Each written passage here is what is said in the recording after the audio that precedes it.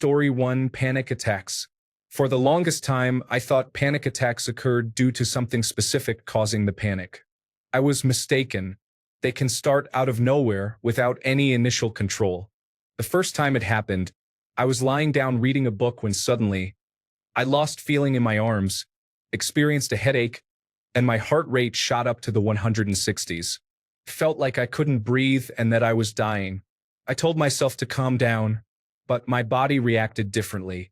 Felt like I was watching myself from outside my body. I underwent numerous tests with cardiology and neurology. It turned out my ferritin levels were severely low, which was causing the panic attacks. I cannot undergo iron infusions, and it takes months to raise my ferritin levels. Although I am still experiencing panic attacks, they have happened less frequently since I began taking supplements. Story 2: Bedbugs. Imagine the one place in the world that is supposed to feel safe. Your bed no longer feels safe. Story 3: Homelessness. Once you reach that low point, you live the rest of your life aware of how easy it is to fall into it again, even if you take every precaution. Story 4: Childhood emotional neglect is difficult to understand due to the absence of sexual or physical abuse and the fulfillment of physiological needs. However, this neglect disrupts essential processes of emotional development, safety, and attachment that children require to thrive. It is a significant underlying cause of complex post-traumatic stress disorder. Story 5: Burnout. Suddenly, you feel unable to continue in your career, but it is difficult to envision yourself doing anything else and finding a job that pays your bills. Story 6: Letting go of things you once held on to so tightly. People who said they would be there through anything cut you off because of something they cannot handle. Story 7: Life after cancer can be challenging. People expect you to bounce back and be happy after hearing you are cancer-free. In reality, the fear of recurrence never goes away. Story 8: Shingles has caused me nerve damage for the past 10 years, and I will have it permanently. It is a persistent issue, and it is quite difficult to deal with. Story 9: Rape is traumatic, but I don't think people fully grasp how awful it is to do this to another human being and how terrible it is to endure. It is incredibly demeaning, much like severe bullying. Then there is the pressure to pretend that therapy is completely effective while trying to conceal relapses of post-traumatic stress disorder. It is unfathomable that another person can cause pain and distress with little to no remorse, continuing to live their life as if nothing happened. The expectation to simply let it go and recover happily and steadily is incredibly frustrating. Story 10: Major weight loss or gain can lead to significant changes in how individuals are perceived by others. Many people who lose over 100 pounds find it disturbing how they are treated better, with others assuming they are more trustworthy and intelligent. Conversely, significant weight regain can amplify the awareness of becoming invisible in public, as people may become less willing to offer help or assume competence. Story 11: The loss of a pet you dearly loved is profound. People who do not experience this kind of bond may never understand how difficult it can be and might view you as overly sensitive. Story 12: When my dad came back from the army, all his personal items, including very precious ones, were sold, given away, or modified to fit someone else's needs. This might not seem traumatic, but he has been a terrible hoarder ever since, to the point where he will take every inch of available space, whether it is a room, a house, a cave, or even a backyard. Story 13: Emotional neglect during childhood can have profound effects. Having a roof over your head and food on the table is important, but without a safe environment to express discomfort or ask for help, it can lead to feelings of unworthiness. The absence of love and support can make it challenging to advocate for personal needs, such as menstrual products. It impacts your well-being deeply. I have undergone extensive therapy to learn that it is acceptable to ask for help, to acknowledge emotional needs, and to take up space.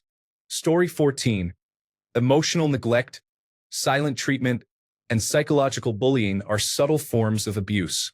Victims often do not realize that these experiences matter. They are not taken as seriously because they do not involve physical violence. However, the aftermath of these experiences can be overwhelming. Story 15: Falling from a great height. I used to do roofing without any issues. Now I feel chills just thinking about going onto a roof. Story 16. Having a stillborn baby is a painful experience. You have to go through the entire process of labor and delivery. And in my case, knowing that you don't get to take your baby home at the end of the day is heartbreaking. I would give birth 100 times over if it meant I could have my baby here with us. Story 17. Pregnancy and childbirth are often viewed as a normal part of life for women, but they are significant experiences that can be physically and emotionally intense. Story 18. Workplace abuse or working for a narcissistic boss can be challenging. I dealt with that for over 10 years and recently switched to a job that is completely different from my previous one. Everyone is kind and supportive. They do not undermine you. They say what they mean, and they take accountability. I even receive compliments and praise for my work and have been given significant tasks despite being new. I keep thinking that it is just a facade and that it will fall apart soon, but it never does. I am in a healthy environment now, yet I catch myself engaging in behaviors that I adopted to survive my last job. I find myself being overly apologetic, over-explaining, thinking several steps ahead to anticipate a potential outburst, and assuming others mean something underhanded when they do not. I dislike hearing my own name because it was usually called to criticize me. The other day, my boss told me to get some rest, and I questioned if it was a subtle way of saying I was not working hard or well enough. I wondered if my performance was lacking or if something was going to happen the next day that would require me to be well rested, but they were not going to tell me directly. When I asked for clarification, they replied, "You've been working hard. I just want to make sure you get some good rest." And I nearly broke down. These behaviors are unnecessary in this environment, making me feel like a fish out of water. Being here allows me to look in the mirror and see how much of myself I have suppressed and changed over the years to survive my job, which has been painful. I miss the person I used to be, and I have lost a lot of years to it. Sometimes I say or do something, and I can tell my coworkers are confused by it, which makes me realize that my reactions are not normal. I hope they haven't noticed, and I can adjust quickly to avoid seeming odd. I have done work in therapy to heal from an emotionally abusive relationship, and now I am focusing on recovering from my previous job. The process feels very similar. The survival instincts do not disappear when you clock out. They gradually affect how you carry yourself in personal relationships and social situations as well. I have not dated in years because my self-esteem has suffered from enduring such a difficult work environment. Choose your work carefully if you can, and advocate for yourself. Story 19. Breaking up with a significant other with whom you've spent a substantial amount of time, practically sharing a life, can be jarring to the point of being traumatic. One moment you have someone to take solace in, and the next you do not. Story 20. Experiencing betrayal by a therapist can significantly impact your trust in people and your ability to seek help. Story 21. Watching a parent die slowly. In my case, it was Parkinson's disease and dementia. A once smart and vibrant man taken down by his own brain. Story 22. Living with an invisible chronic condition, fibromyalgia in my case, can be challenging. I may look fine on the outside, but I deal with constant pain and fatigue that most people cannot see or truly understand. Story 23. Not being able to cry does not sound so bad, but it means that when you are genuinely hurting, no one will take it seriously. Story 24. Having an angry and dismissive parent and feeling like you didn't receive the care and love you needed while being forced to grow up as a child has affected me my whole life. It impacts my self-esteem, job prospects, health, and the kinds of relationships I have. I have recently been reading Women Who Love Too Much, and it explains a lot. Trying to break that cycle is hard, but I want to improve. Story 25. The psychiatric ward is often misunderstood as a place for therapy and recovery. Many believe that doctors and nurses provide adequate care, but this is not always the case. Individuals who have survived psychiatric treatment frequently carry lasting trauma from these experiences. Story 26. Having a mental health disorder is a serious issue. Many people treat it as a joke or feel it is acceptable to diagnose anyone they encounter, whether or not they have any real understanding of the situation. What is often overlooked is the struggle that individuals with these disorders endure. The focus tends to be on how others are affected, rather than on the individuals themselves. It is important to recognize that those with mental health disorders are not defined by labels or seen as the punchlines to jokes. We are real people who have experienced significant trauma that has profoundly impacted our lives. Navigating day-to-day life is already challenging enough without being compared to fictional characters or being judged based on the experiences of others who may have had a similar diagnosis. Trauma can lead to disorders, which in turn can create further trauma, a cyclical cycle. Story 27. Bullying can have a lasting impact, even when it doesn't involve physical harm. I often worry that others secretly view me as an obnoxious weirdo, and that they tolerate me just to talk about me behind my back. I struggle to make friends and continue to have anxiety-provoking dreams about middle school, where I feel everyone is laughing at me, mocking me, and treating me like an outcast, but I can't understand what I might be doing to provoke their reactions. It's tough. Story 28. Losing a pet, especially one that others may not understand, can be incredibly difficult. For many people, it's just a pet, and they may not empathize with your feelings. You might feel pressured to move on quickly, but to you, it's like losing a friend or a family member. Story 29. After experiencing a missed miscarriage, you may believe that everything is going well with the pregnancy until the ultrasound reveals that the embryo passed away weeks ago and that you require surgery. This can lead to a profound loss of trust in your own body. Story 30. Having parents who constantly argued. I rarely went a day as a child without my mother and father yelling at each other. I still feel intense anxiety whenever I hear shouting or see someone act in a way that my mind associates with an argument. Story 31. Being emotionally neglected and abused as a child, I am unraveling many harmful thought patterns and responses with my therapist that stem from my childhood. I still catch myself thinking it wasn't that bad because the neglect and abuse weren't physical, but I am learning that it can be just as traumatic for a child. Story 32. Emotionally distant parents. Surgery. First heartbreak. Random aggression, whether from people, dogs, or other sources, even if you're not physically harmed. Losing a pet unexpectedly. Story 33. Pandemic. Not that people don't think it was a significant event generally, unless they are unaware. However, I feel like it has impacted many of us in ways we do not fully understand yet. We all expected ourselves and others to return to how things were before, without guidance for healing the trauma. It has been more traumatic than many realize. Story 34. Losing a pet is difficult. I just lost my cat on Thursday. We were together every day for 15 years. So hard. Story 35. Watching someone else go through a traumatic event can be distressing.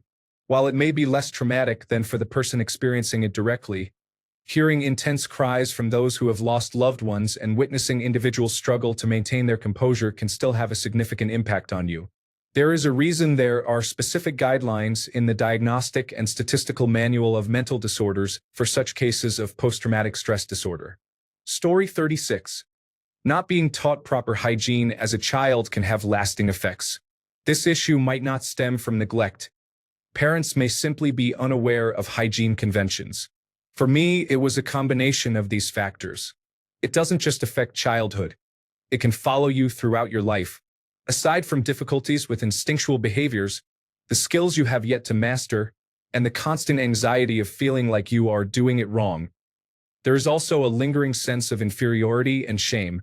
When you feel dirtier than your peers as a child, that feeling does not simply disappear once you learn proper bathing techniques. Story 37. Being ghosted by people you care about and consider friends has happened to me twice, but each time it crippled my ability to trust others. It hurts deeply when a friend disappears without warning and actively ignores all attempts at communication. You don't know why they are just gone. Perhaps you did something wrong? Tough luck. You'll never find out. You can't learn or grow from it, and there is no closure either. That is how it feels for me. Story 38. Early childhood trauma may not be well remembered, but it affects you for the rest of your life. Story 39. People believe that once you leave and the partner is no longer present, everything is fine. For years later, I still flinch, experience anxiety, cry for no reason, and constantly second-guess myself. Colleagues frequently apologize to me in the stairwell at work because I react to sudden noises. I will carry this for life. Story 40. Having your belongings stolen can be devastating. I was homeless as a teenager, moving from place to place. A group home for teenage girls, the streets, anywhere I could find. I had all the important things in my life with me, and then they all disappeared, including the Mickey Mouse watch my grandmother gave me when I was young. When I turned 18, people stepped in to help, and I rebuilt my life. I went to university, found a good job, and have been successful and happy since. Those teenage years from 13 to 18, when I had nowhere to go, were the only times in my life marked by dysfunction. Now, at 52, I have developed a heightened anxiety about my possessions. I don't want them moved or touched, and I fear someone might throw them away. I'm not a hoarder, but I definitely have tendencies that lean that way. Mostly, I feel deep sadness about that watch, as I have never been able to find an exact replacement. I've searched extensively because I believe that having it, even if it's not the original, would help me feel whole again. The thought that someone might have thrown it away still gives me a sense of discomfort. Story 41. Leaving religion. Being raised in a Christian household, I became deeply involved in the church and even participated in international missions work. A few traumatic experiences led me to leave Christianity. However, the aftermath has been the worst. I have remained true to myself for over 5 years, but it hasn't been easy. My family views me as a prodigal child, stubborn and not open to the truth. I am constantly told that I am being prayed for, receiving devotionals and Bible verses, and invited to religious events. The trauma is ongoing and will never stop until I have passed on. I am frequently reminded of how I am disappointing my family. Religious trauma extends beyond the experiences during involvement. It persists even after one has freed themselves from it. Story 42. Having a bad experience on a psychedelic. People often tout psychedelics as miracle cures for mental illness or insist they are as harmful as heroin or cocaine. Neither is true, and the reality of when it goes bad is often obscured by these misconceptions. Tripping on psychedelics can severely affect your brain for hours or cause lasting issues even after the experience has ended, even in individuals with no history of mental illness. A bad trip can feel like you are dying and descending into an alien version of hell while leaving you physically unharmed in almost every case, except for the actions you may take to wake yourself from the nightmare. I have bent my own fingernails back, watched one friend scratch his legs until they bled, and seen another stab himself in the neck with a kitchen knife to try to escape the experience. Even if you end up completely unharmed, the psychological impact can be profound. There are success stories, cases of people overcoming their depression and anxiety, but on the darker side, there can be concepts that defy human explanation burned into your memory, resembling fragments of incomprehensible knowledge. Advocates of psychedelics may dismiss these experiences as part of the healing process and choose not to listen. Those who abstain from drugs may say, "That's what drugs do to you," and also ignore the complexities involved. Even if they did listen, such experiences are difficult to explain. It is isolating. This can result in lingering existential dread that resurfaces when you use substances, stay up too late, overthink symbolism in media, smell certain odors, engage with religious concepts, or hear specific phrases. In conclusion, a bad trip can be far more traumatic than most people realize. No one, whether a drug user or not, wants to hear about this aspect of the experience, except as material for online discussions. Story 43. Seizures are more than just fainting and shaking. Every muscle in the body constantly contracts without any feelings of pain or fatigue, which can lead to self-injury. After each seizure, I experience severe body aches all over, feeling as if I have completed a triathlon. I am often bedridden for several days to a week. During a seizure, it is common to lose control of bodily functions. Fortunately, I have not experienced that. Additionally, you may collapse where you are. One time, I spilled hot tea down my side, resulting in a severe third-degree burn. Another time, I fell on my thumb and broke it. There is also a risk that a seizure could be fatal, as it may cause breathing cessation or a heart attack. Story 44. Well-meaning but misguided parents often use phrases like, "You'll eat this if you love me," and "Don't bring shame on me with bad grades." These can be forms of emotional manipulation for children. Experiencing such pressure can lead to significant anxiety and attachment issues. Moreover, keeping a child on a short leash only leads to bottled-up emotions.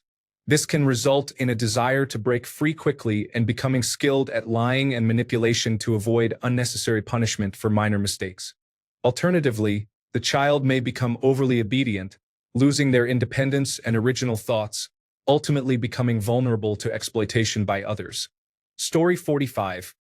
Working a toxic job, especially in retail, fast food, and service industries, has caused mental health damage that I may never recover from after having worked a variety of such jobs over my first 10 years since high school. It's ridiculous. Story 46. Eating disorders. I bet it's one of the few disorders that few ever fully recover from, if they ever do. Many individuals relapse more than you might think. Even if you haven't reached a level of hospitalization, your entire mindset around food changes, sometimes permanently. Story 47. Back in the day, there were commercials for Life Alert featuring an elderly woman who said, "I've fallen, and I can't get up." I used to laugh at that until a few months ago when I fell at home and seriously injured my hip.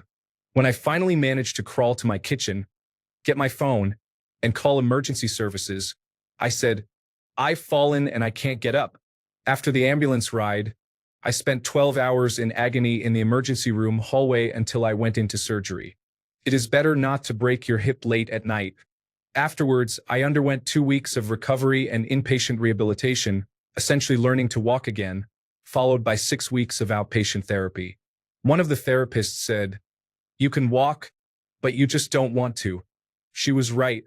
A significant part of it was overcoming the fear of experiencing that physical trauma again. Story 48. Being betrayed by people you have a strong connection with or trust can be painful. For me, it started with teachers lying. One nearly pushed a pair of us down a flight of stairs. Later, it was friends and family who let me down in difficult ways. Some of them I haven't spoken to in years and have no plans to change that. It still doesn't always feel right, though I know it is. Story 49. Verbal, emotional, and mental abuse can be exceptionally cruel and destroy a person without any physical contact. Story 50. Being diagnosed with an autoimmune or other lifelong disease has taken me years to accept. I've come to understand that I am not less of a mother or less of an adult. My body and mind are broken even though it is not visible. I have often felt like I am failing because I cannot manage the typical mother schedule while also handling full-time work.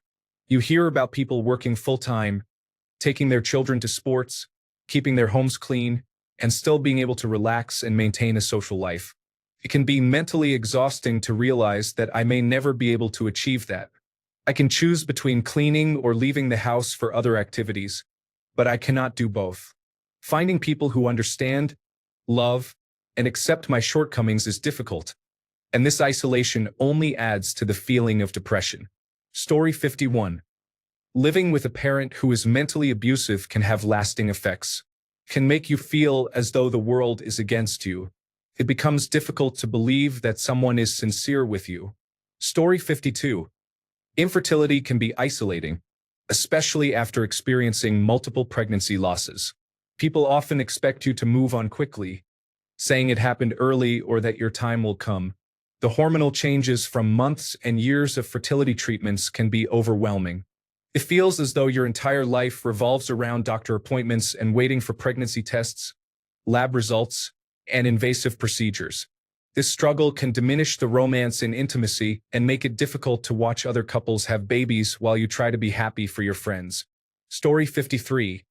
Having a heart attack at 33 and being told it was anxiety. My troponin blood test came back and it was, in fact, not anxiety. One doctor listened to me and my symptoms and literally saved my life. Story 54. For me, it was hyperemesis gravidarum. People act like it's just morning sickness and are dismissive of how terrible it is, as though I just couldn't deal with being a bit nauseous. Other women who have been pregnant and experienced morning sickness give a knowing smile and say, "Oh, I remember that. The second trimester will be much better. I have a friend who is pregnant now and keeps telling me how sick she is because certain smells make her nauseated. But it's just not the same. I couldn't stop vomiting for days. I was vomiting bile and became so dehydrated upon being admitted to the hospital that my urine sample was no more than 2 centimeters in the container. I honestly believe I would have died if I hadn't received medical attention when I did. I remember the doctor telling me I should improve after 2 months, and I just couldn't bear the thought of another day, let alone possibly my whole pregnancy. I cried myself to sleep. I was so miserable. My baby is 5 months old, and I still try to block out thoughts about that time because it was so awful. I get flashbacks of being curled up in the shower, licking my lips to get some water, and then vomiting it up 20 minutes later. I couldn't eat anything without feeling nauseous for months. I was on medication that made me too dizzy to drive. Without the medication, I still couldn't drive because even turning my head to look over my shoulder made me want to vomit. It was just so awful. It seems like something only others who have had hyperemesis gravidarum understand. I only had it for half of my pregnancy. Some women experience it the entire time. Story 55. Any kind of water damage to your house means you can't use half of it. Everything needs to be removed and replaced, leaving you in limbo for weeks while dealing with insurance. Story 56. Psychological abuse and other forms of abuse are often ignored, while individuals are expected to move on and remain friendly with their abuser. Story 57. Childhood abuse. I recognize that this is something talked about to a reasonable degree, but those who haven't experienced it may not understand how it affects every aspect of a victim's life. For me personally, it manifests as anger and anxiety. I feel anger at the injustice, lost opportunities, lost experiences, resulting trauma-based thinking patterns, and mental setbacks as I try to change the way I was wired. The anxiety is tangible in all my relationships. I worry about whether people like me, whether I'm accepted, whether my relationships are secure, whether I'm reflecting the behaviors of others in how I treat people, and whether I'll be able to break the cycle. I feel people fail to see how foundational this is to many ways a person handles life and interacts with others. Just my 2 cents. Story 58. Stress. I worked a job where I put in 12 to 14 hours a day, 5 days a week. I spent half the time in the car and the other half moving and stocking drinks.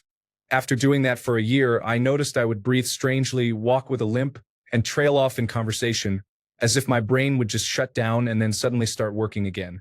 On top of the physical strain, I was yelled at daily, 90% of the time for things that weren't my fault, along with the general workplace drama, which felt magnified. When I finally quit, I began to notice how much stress can really affect you. I went from not being able to keep a coherent thought to having hour-long conversations again. I transitioned from having no energy to always being on the move. I moved from having zero motivation to wanting to do everything possible.